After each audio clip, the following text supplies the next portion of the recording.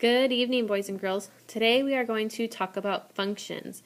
You've seen these in the past, looking at input and output tables.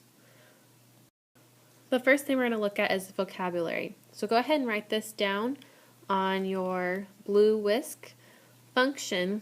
So a function is a relationship or rule that uniquely associates one member of the first set or one member of the input with exactly one member of the second set, which would be your output. So you're going to be looking at the relationship between the input and the output. Go ahead and record that down. An input-output machine takes a number called the input and performs one or more operations on it to produce a new value called the output. The rule describes the relationship between each input and output. So we're going to do one together. Okay. It says Benny can burn 8 CDs every hour on his new computer. Complete the input-output table to help Benny determine how many hours it would take him to burn 32 CDs. So you have this problem on your blue sheet, so go ahead and fill it in as we go. So first we have to figure out what the input is talking about. Okay? In this case, the input is talking about the number of hours. So make sure you have your titles, otherwise we don't know what it's talking about. The process or rule, okay, we'll have to look at in a sec. The output is going to tell us the number of CDs that Benny makes. So now let's go back to the problem and see what our process is. It says Benny can burn 8 CDs every hour on his new computer. Okay, so let's put that in our table. If he does it for 1 hour, it says he can produce 8 CDs. Well, we have to think, what do we do to get from input to output? Well, we notice that our number is increasing. So we think, what operations will give us a larger number? We could add or multiply to get a larger number, and if it was decreasing, we could subtract or divide. So let's go ahead and see which one it is. Since it's every hour, we know that's going to be talking about multiplication. So it's timesing. 1 times what equals 8? 8. So let's go ahead and continue our table. If we worked for 2 hours and we did 2 times 8, that's our process, we would get 16 CDs.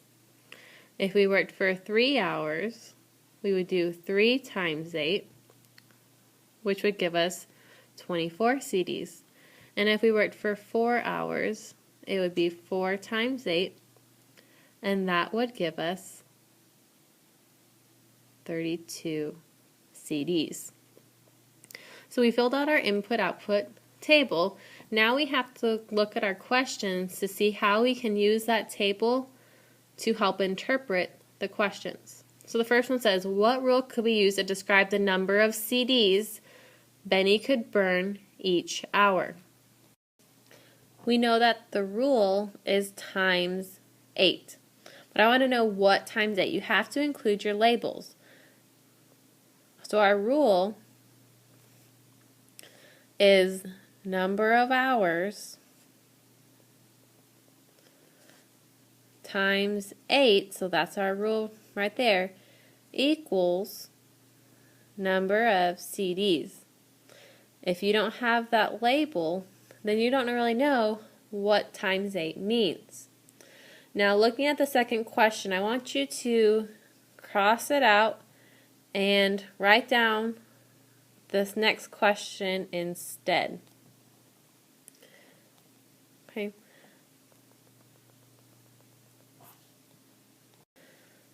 So for number 2, I want you to change it to what question could be used to describe the number, what equation could be used to describe the number of hours Benny would take to burn 40 CDs.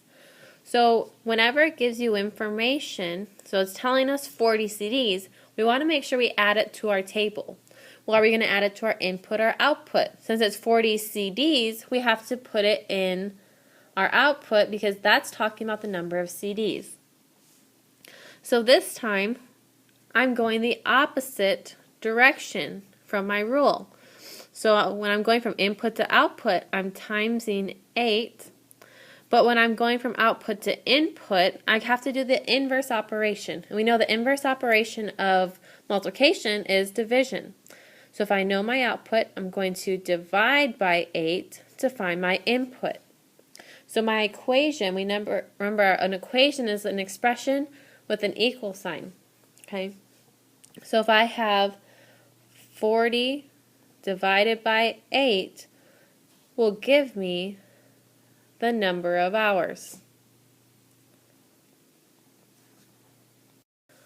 The last one we're going to look at is number 3. So it would take Benny blank hours to burn 32 CDs. Well, if we look, we've already got 32 CDs in our table, and we can look across to see how many hours did it take. It took 4 hours for Benny to burn that CD. Now it's your turn. Complete the following input and output tables on your blue whisk. So on some of them, it gives you the input, and it tells you the processor rule. And so you need to find the output.